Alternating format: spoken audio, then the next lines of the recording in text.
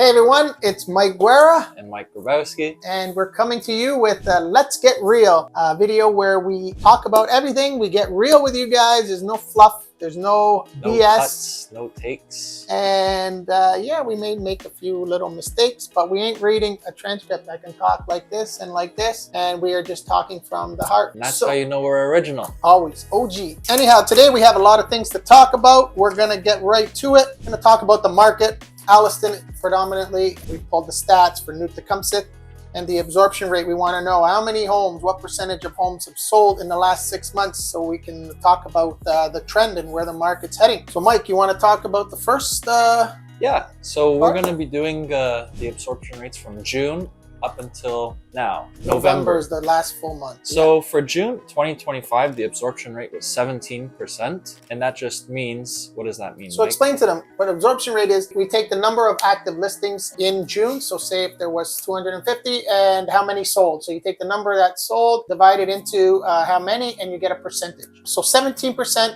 of the homes that were listed sold in June, right, Mike? Yes. Okay, what about July? So moving on to July, we actually went down. We had 15% of the homes. Okay. And then in August, we went up a little bit for 17%. Back to 17%. So basically, summer months are usually a little slower, but, we had a 17% June, 15 in July, and 17 in August. Okay, not bad, not bad. I'm going to do the following 3 months. So September 2025, the absorption rate was 13%. So it dropped. Usually September is when the fall market kicks off. Kids go back to school. But yeah, we were down 13%. October 2025, it was 17%.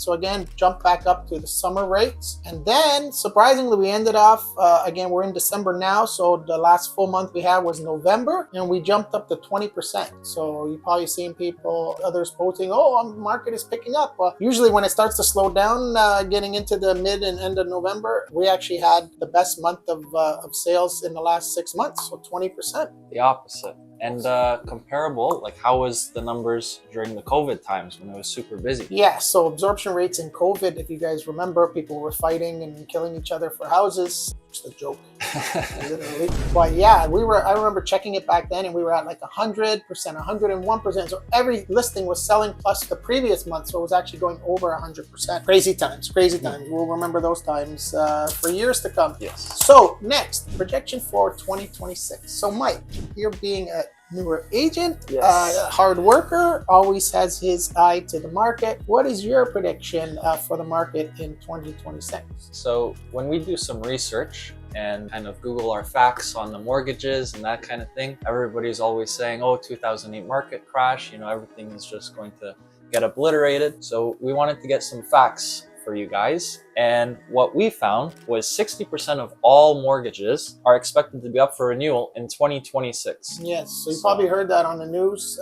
They've been talking about it. 2025 had some renewals, but 2026, if people bought in 2021, they've got a 5-year mortgage. It's coming due in 2026. So that's approximately 1 million mortgages. So that is a big number. Again, from the frenzy of the COVID we're going back to, people buying like crazy. And now those renewals are coming up. Now it's a critical year for mortgage renewals because people that bought at like, I've had some clients that said they had like 1.9%, high 1%, low 2%, and then you're going to jump into the renewal now at like, I don't know, I guess we're up to the, upper 3s, maybe low 4s. So it's a big jump, and a lot of people that are kind of just barely making it right now, are going to see this huge increase when they start, time comes due and they're going to calculate our payment's going to go from whatever it is, $2,000 a month up to $4,000 or up to $3,500, and it's going to be a lot for some people. So, the result of that, unfortunately, is that a lot of people are going to have to sell. Yeah. So adding to our prediction for 2026, obviously there's going to be, I think, an increase of inventory.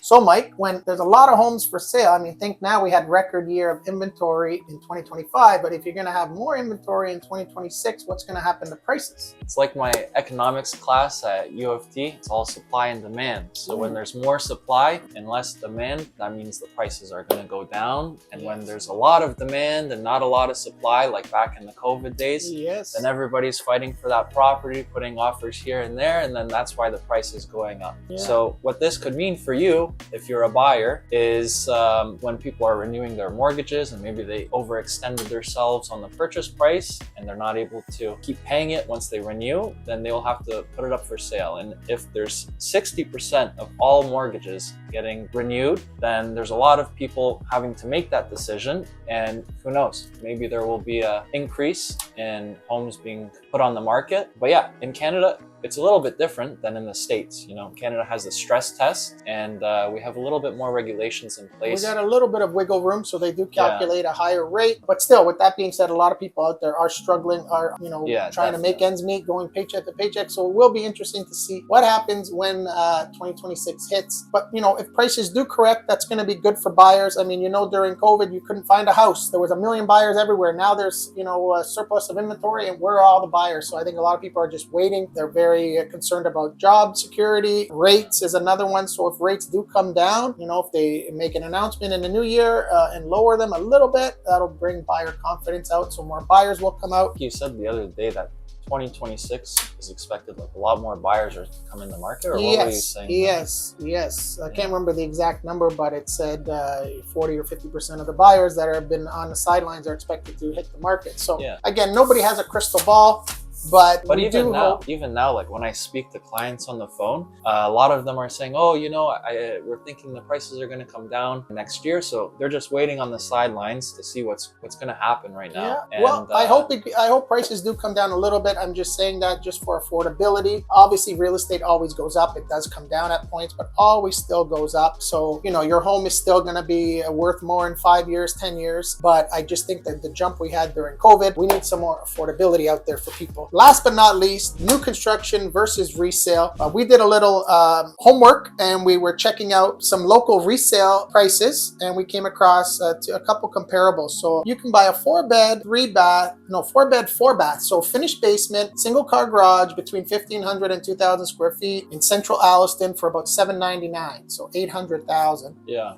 Versus how much is that similar home brand new from the builder, Mike? So the brand new home, similar specs. Well, actually the same specs with the single just no finished garage. basement. Oh, yes. Right. It's actually more expensive, $100,000 more at $899. Yeah. So we did the difference between the two, and it's 12.5%. So you could save 12.5% on that particular home, and you get a finished basement. So if you were a buyer, that's a lot of money, right? You're talking $100,000, and you got a finished basement. You got more living space. Whereas with the new build, you have to, most of the time put blinds. Sometimes you have to put an AC. You have to put a fence. Like there's a lot of additional costs. We did the same for a 4-bedroom, 4-bath, 2,000 to 2,500 square foot detached, so a larger home. And there's one in the eastern part of Alliston, east side, and it was $865,000 with a finished basement. That same house from the new builder that's for sale is how much, Mike? It's for $1 million, $999. $1 million. So we did the difference there, and it's 15.6%. So even a higher percent saved if you want to go with a bigger house, 2-car garage, and a finished basement. And again, with the new build, you have to,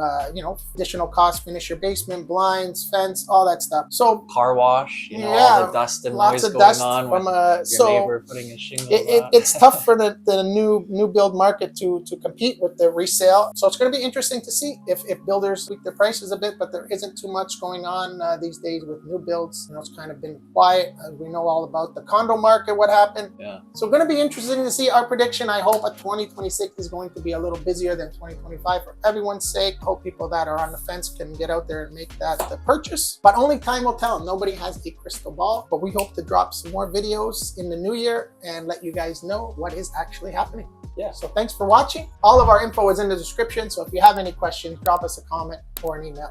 Thanks a lot.